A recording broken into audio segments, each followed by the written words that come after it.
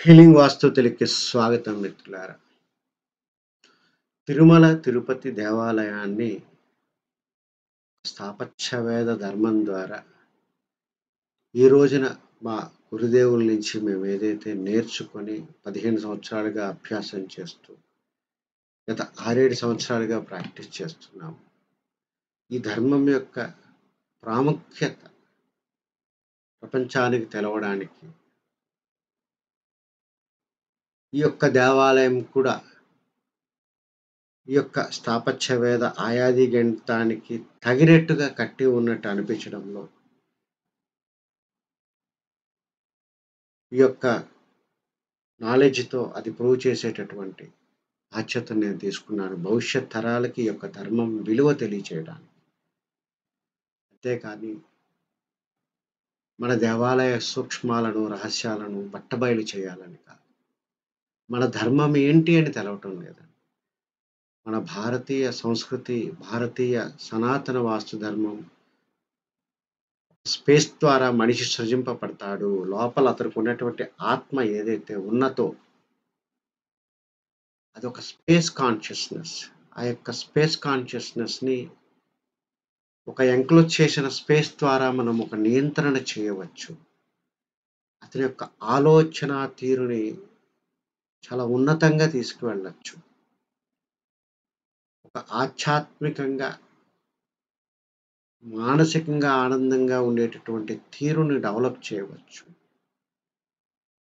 అనే ధర్మం ఏదైతే ఉందో, ఆ యొక్క ధర్మం ద్వారా నిరూపణ చేసే ప్రయత్నం లోక కళ్యాణానికి సంబంధించి.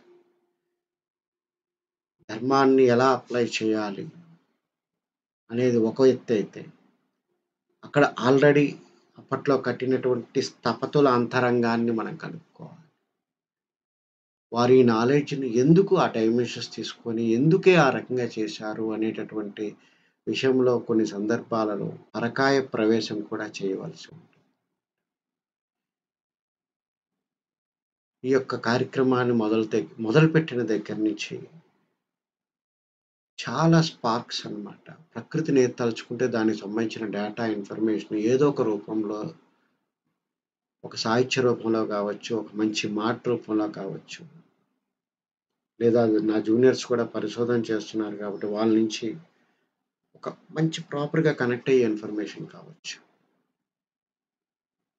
అందువల్ల ఈ రకంగా ఒక స్పేస్ వైబ్రెన్సీ రూపంలో ఈ యొక్క ధర్మాన్ని చెప్పిన వాళ్ళు ఎవరు లేరు. కాబట్టి కొంత నమ్మవచ్చా లేదా అనే ఉంటుంది అందరికి. కానీ లాజికల్‌గా ఆలోచించండి. అక్కడ ఉన్న డైమెన్షన్స్ అన్నీ తీసుకొని, దానికి ఒక రివర్స్ ఇంజినీరింగ్ చేయడం ద్వారా ఈ యొక్క ప్రాసెస్‌ని ఏంటి, ఎలా చేశారు, ఆ కొలతలకి ఒక పాదాన్ని తీసుకొని, ఒక స్పేస్ మాడ్యూల్‌ని, శ్రవణ నక్షత్రం మాడ్యూల్‌ని తీసుకొని, ఆ కాన్షియస్‌నెస్‌ని ఎలా క్రియేట్ చేశారనేటటువంటి ఈ యొక్క ప్రయత్నం ఏదైతే ఉన్నదో, అది ఇప్పుడున్న వర్తమానంగా నడిచేటటువంటి ప్రెజెంట్‌లో ఉన్నటువంటి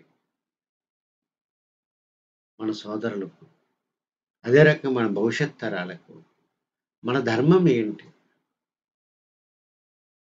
వాస్తు అంటే ఈశాన్య గుమ్మాలు కాదు. వాస్తు అంటే కేవలం తూర్పు, ఉత్తరాలు కాదండి. దిక్కులేమైనా సరే, దిక్కులకు సరిపెట్టి కట్టి, ఆ ఎన్‌క్లోజ్డ్ స్పేస్‌లో ఉన్న వైబ్రెన్సీని మనకు అనుకూలంగా ఉండే విధంగా ముందే సరిచూసుకొని, దాన్ని క్రియేట్ చేసి అందులో ఉండడం అన్నమాట. ఒక లయ, ఒక స్పెసిఫిక్‌గా ట్యూన్ చేసినటువంటి ఒక రిథమ్‌ని అందులో క్రియేట్ చేయడమే వాస్తు ధర్మం. ఈ సీరీస్‌లో భాగంగా మనం ఒక టెంపుల్‌ని ఈ రకంగా మనం చూస్తాం యాక్చువల్‌గా. కానీ ఒక టెంపుల్ అబ్స్ట్రాక్ట్ పాయింట్ ఆఫ్ వ్యూలో చూడాలంటే, ఈ రకమైనటువంటి ఒక వైబ్రెన్సీని తన లోపల గోడలలో అది అమర్చుకొని ఉంటుందన్నమాట. ఈ రకంగా అమర్చినటువంటి ఈ యొక్క దేవాలయానికి సంబంధించి మనం తిరుమల దేవాలయ ప్రాకారం లోపలికి వెళ్ళిన తర్వాత మనకి 3 రకాలైనటువంటి ప్రదక్షిణలు ఉండేవి ఒకప్పుడు. కానీ ఇప్పుడు 365 రోజులు భక్తుల సౌకర్యార్థం ఉన్నది కేవలం ఒక రెండవ ప్రాకారానికి అంతర్ప్రాకారము అంటే మూడవ ప్రాకారానికి మధ్యగా ఉండేటటువంటి విమాన ప్రదక్షిణం మాత్రమే ఇవాళ మనకు అందుబాటులో ఉంది. ఈ యొక్క బాహ్య ప్రాకారానికి, ఈ యొక్క రెండవ ప్రాకారానికి మధ్యలో ఉండేటటువంటి ప్రదక్షిణ ఏదైతే ఉన్నదో దాన్ని సంపంగ ప్రదక్షిణ అని చెప్పి చెప్తారు. ప్రస్తుతం అది అందుబాటులో లేదండి. అదే రకంగా మనం గర్భాలయానికి మూడవ ప్రాకారం ఏదైతే ఉందో దానికి మధ్యలో ఉండేదాన్ని ఒక ముక్కోటి ప్రదక్షిణ అని చెప్పి చెప్తామన్నమాట. అది సంవత్సరంలో కేవలం ముక్కోటి ఏకాదశి రోజున మాత్రమే ఒక స్పెసిఫిక్‌గా ఒక రోజు, 2 రోజులు ఒక లెక్క ఉందన్నమాట. ఆ ప్రకారము అంతరాలయం చుట్టూ మరియు ఈ యొక్క మూడవ ప్రాకారం మధ్యగా ఈ స్పేస్ గుండా ప్రదక్షిణ చేసేటటువంటి అవకాశము ఒక్కరోజే వస్తుందండి. దీన్ని ముక్కోటి ప్రదక్షిణ అని చెప్పి చెప్తారన్నమాట. సో, అందువల్ల ఇక్కడ మనం ఎన్ని రకాల ప్రదక్షిణ అనేది ఉన్నది ఈ యొక్క తిరుమల టెంపుల్‌లో. అది ఏ రకంగా ఉంది అని తెలియజేసేటటువంటి దీంట్లో దీనికి సంబంధించినటువంటి ఒక నోట్స్ కూడా మీ ముందు నేను పెడుతున్నాను.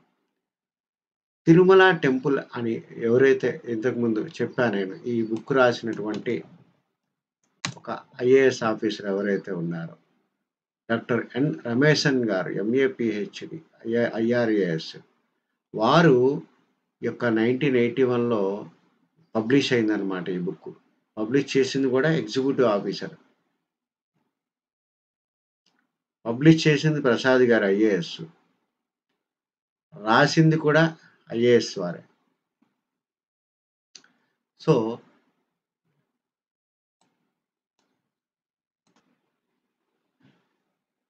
వారు రాసినటువంటి ఈ యొక్క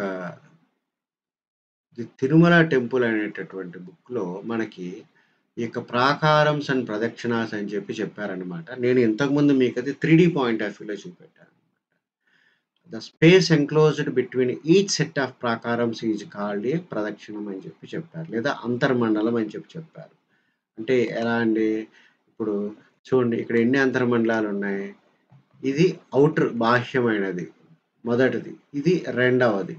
అదే రకంగా ఇది మూడవదనమాట. యాక్చువల్‌గా ఈ లోపల గర్భగుడి ఉందనమాట. ఈ లోపల మూడో ప్రాకారం లోపలగా గర్భగుడి ఉందనమాట. సో, ఇలా ఈ 2 ప్రాకారాల మధ్య స్పేసు సంపంగి ప్రదక్షిణం అని చూపెట్టాము. ఇలాగా 2 ఏదైతే ప్రాకారాలు ఉన్నాయో ఆ రెంటి మధ్య ఉన్న స్పేస్‌నే మనం ప్రదక్షిణ అని చెప్పి చెప్తాం అనమాట. అలాగే ఇక్కడ రెండవ ప్రాకారానికి, మూడో ప్రాకారానికి మధ్యలో ఉండేది ఇదొక ప్రదక్షిణ. అలాగే మూడవ ప్రాకారానికి, గర్భగుడికి మధ్యలో ఉన్నది ఒక ప్రదక్షిణ. ఇలాగా 3 రకాలైనటువంటి ప్రదక్షిణలు ఇక్కడ ఉన్నాయన్నమాట. వాటికి సంబంధించినటువంటి డిస్క్రిప్షన్ మనం చూద్దాం. See the temple is surrounded on all sides by 3 compound walls known as prakarams and avaranas. ఇక్కడ టెంపుల్ అనేది ఇక్కడ గర్భగృహం అని చెప్పి చెప్పాలి. The narrowest of these is 3 is the one between the garbhagriha wall and the first prakaram.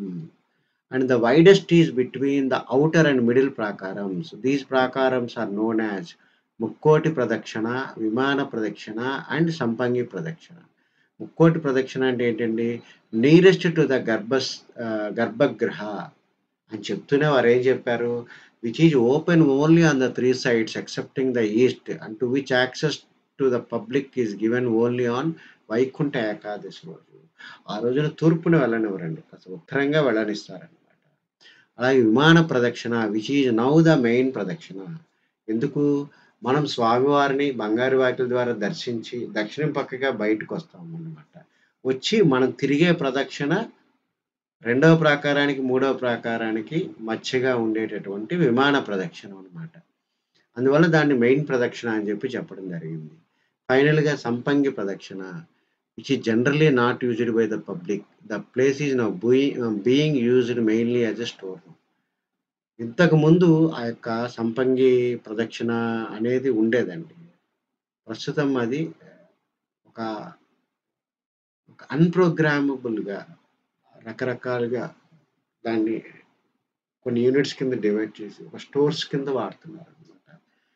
అది కొంచెం బాధాకరమైన విషయం. యాక్చువల్‌గా ఈ ప్రాకారాలు మధ్యలో ఉండే స్పేసెస్ అన్నీ ఓపెన్ టు స్పేస్ ఉంటే ఇంకా ఆ యొక్క వాస్తు ఎఫెక్ట్ బాగుంటుందనమాట. కానీ భక్తులు వచ్చిన వాళ్ళు వర్షాలు అవి వచ్చినప్పుడు తడుస్తారు. ఎండాకాలం కాస్త వారికి ఎండ నుంచి రక్షణ కల్పించడానికి లోపల కొన్ని రూఫ్స్ టెంపరరీగా వేశారనమాట. అది కొంచెం ఇబ్బంది కలిగేటటువంటి అంశం.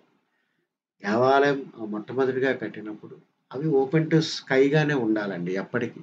ఆ రకంగా ఓపెన్ టు స్కై ఉండడం వల్ల ఆ పైన ఏదైతే ఆకాశ తత్వం నుంచి కొంత ఎనర్జీస్ కూడా తీసుకోవాలి మనం. అవి షవర్ అవుతూ ఉంటాయి. మన్నసూత్రాస్ అని చెప్పి చెప్తాం అన్నమాట. సో, ఇది ప్రాకారమ్స్, ప్రదక్షిణాల్సు అనేది మనకి 3 రకాలైన ఉన్నాయి.